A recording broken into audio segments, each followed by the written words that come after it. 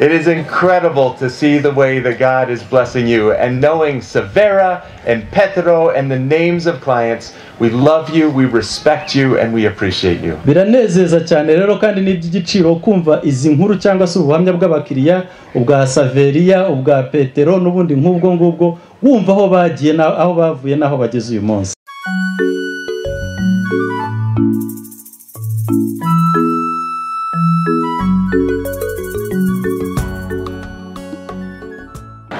Ndishimiye cyane kuba hano. Nitwa Petro kandi ndi hano n'abashyitsi. Hanyuma mfite umukobwa wanje ari hano. Hello Lily. Ndashaka kuvuga Ikinyarwanda ariko birakomeye cyane ariko ndagerageza.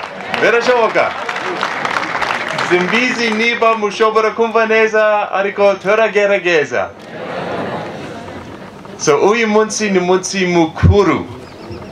Hanyuma mfite umunezero mwinshi cyane mu mutima wanje kuba hano.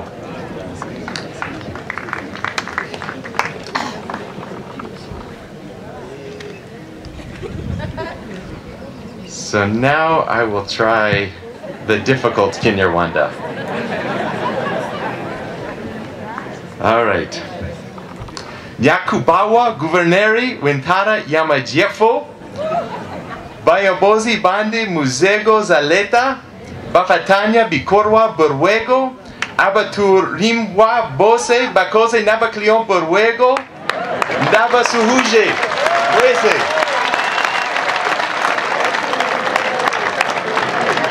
Ndishimye cyane kandi ndicyubahiro kubana namwe twishimira imyaka 25 urwego yumaze. Turashimira Imana yabanye natwe mu rugendo rwo gushora imari mu nzozi z'Abanyarwanda.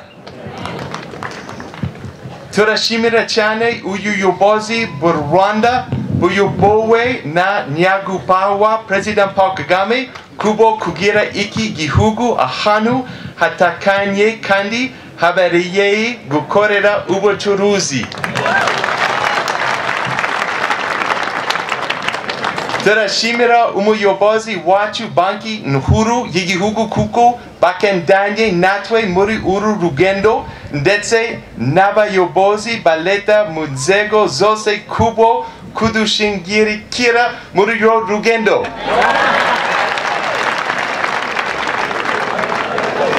Nabaye umuyobozi w'urwego niki umusore. None ndagarutse ni kumwe n'umukobwa wanje n'umugabo nonaha. Wenda nonaha nshobora kuvuga icyongereza. Sorry.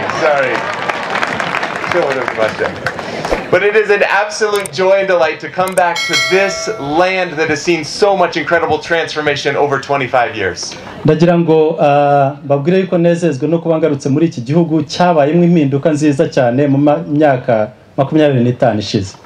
Everywhere we go, we see signs of hope and we see signs of progress. Ahantu hose tugeze tubona ibimenyetso bitugaragariza icyizere n'iterambere. And I think about, as John said, I think about urwego and the symbol of the ladder, the meaning of urwego. Nkuko John yabivuze, iyo mbonye ibi ngibi mbona urwego nk'urwego rutanga amahirwe y'abantu kuzamuka. And there's absolutely no question that this has been a story of progress, of climbing that ladder. Nta gushidikanya kurimo rero yuko uru rwabaye urwego rw'abantu bazamuka bava mu bukene bageze aho bigeze. And John, you know, the early years, it was the early years, a very low level of the ladder that we started with. Nibyo. Bwana Nkubana arabizi rero yuko twatangiriye ku ma escalier mato cyane turimo tuzamuka gahoro gahoro. And now looking at urwego, it is incredible to see what God has done. Urebye rero ibirimo kuba uyu munsi ushimishwa cyane n'ibitangaza n'ibintu bihebuje Imana yakoze. But the ladder is also seen in the stories of clients. Ariko uru rwego nanone rutwururiraho turubona mu nkuru cyangwa se mu buhamya bw'abakiriya.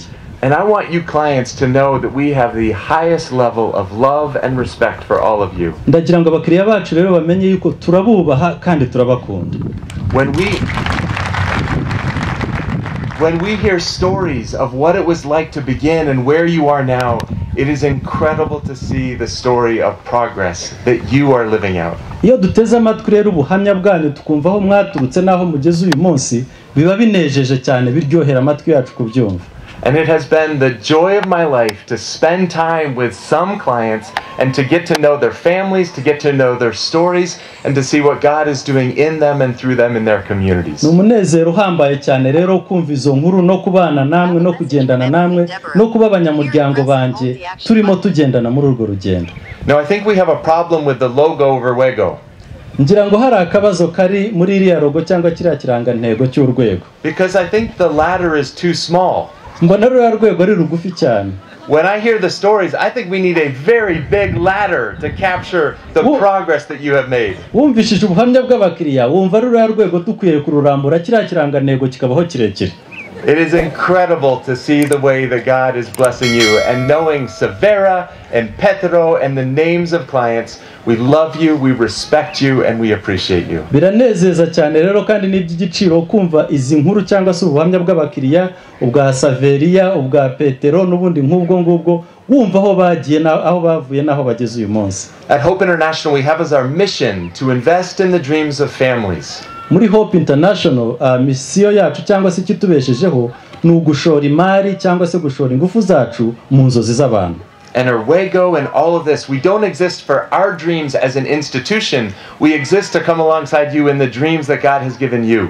Ntabwo tubayeho kubera inzozi zacu dufite nk'ikigo, tubayeho kubera inzozi abakiriya bacu bafite zo gutera imbere. But it's not just to invest in the dreams, it's also as we proclaim and live the gospel. The mission has always been to have Jesus as the center of this work.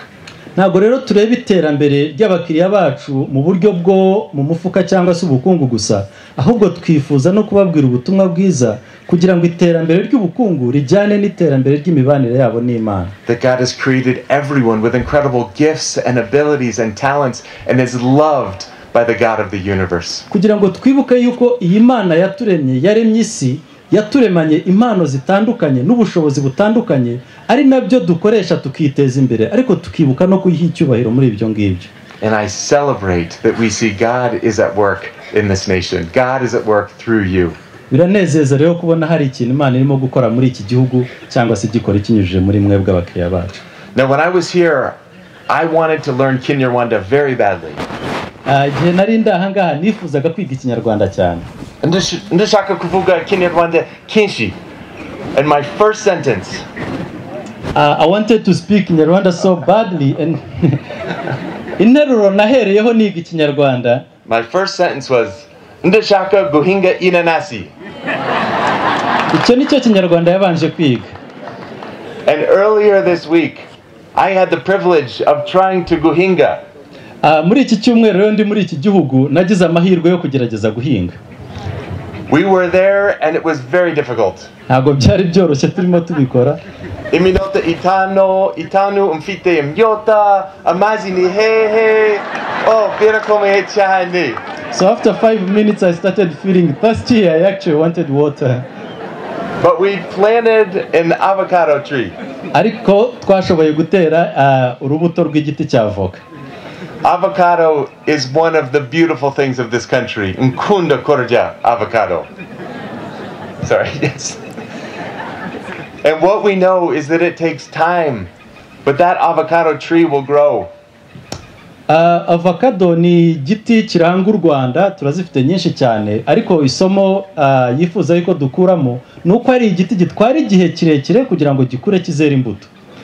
And in a similar way, we know that 25 years ago, God planted seeds through John Munga, through World Relief.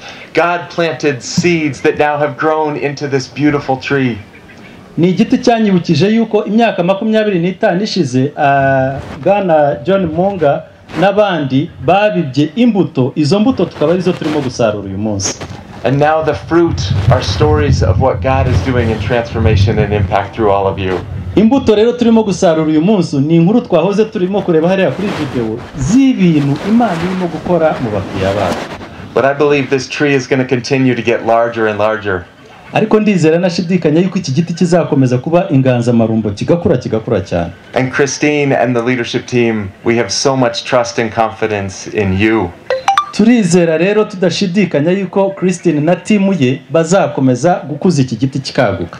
Continuing to care for this tree as it continues to grow. Bazakomeza kukireberera bakagiha ibyo gikeneye byose kugira ngo icyo giti gikure cyaguke kigere hanini. But we know ultimately it is God who makes things grow. Ariko hejuru y'ibyo byose tuzi yuko Imana ari yikuza. And it is in his name that we ask God to continue to bless all of you in the work that he has called you to. Ni mu izina ry'umwami wacu rero twifuza kandi tubasengera yuko Imana ikomeza gukuza inzozi zanyu ikanakuza imbuto murimo kugenda mwera. So nanje mfite umunezero mwinshi cyane mu mutima wanje kuba hano uyu munsi n'umunsi mukuru turabakunda Imana ibahe umugisha cyane. Amen. Imana imuhe umugisha bwana Petero avuga Ikinyarwanda tukumva dukozwe n'isoni bamwe iyo twabuze amagambo yo gusemura, ariko turagushimira cyane. Imana iguhe umugisha nawe, kandi turashima Imana izo mbuto zakuze kuba waragira umusore ukabugarutse ufite umukobwa ungana kuriya. So nagira ngo nakira umuyobozi wacu Christine, CEO wacu, kugira ngo baze badufashe.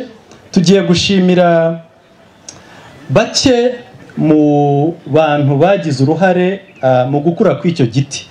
Hari abakozi twatangiranye cyangwa batangiye ntaranavuka, ariko ni abakozi bakoreye iki kigo igihe kirekire, iyo myaka 25 turimo kuvuga. Hari abakozi batangiranye n'icyo kigo uyu munsi bagihari bagikorera urwego. Hari n'abakiriya twatangiranye nabo bamaze icyo gihe, ariko batamaze icyo gihe gusa, ahubwo bakoze n'ibikorwa by'indashyikirwa, bateje imbere imiryango yabo, bateje imbere ahantu batuye, batanze akazi ku bandi babakikije, bakoze ibikorwa byinshi cyane. Ntabwo twashobora gushimira abakiriya 100,000 b'urwego, ariko twafashe abo bakeya n'abo bakozi bakeya kugira ngo uyu munsi nk'uyu nguyu bashimirwe, hanyuma abandi nabo tuzagenda tubashimira buhoro buhoro.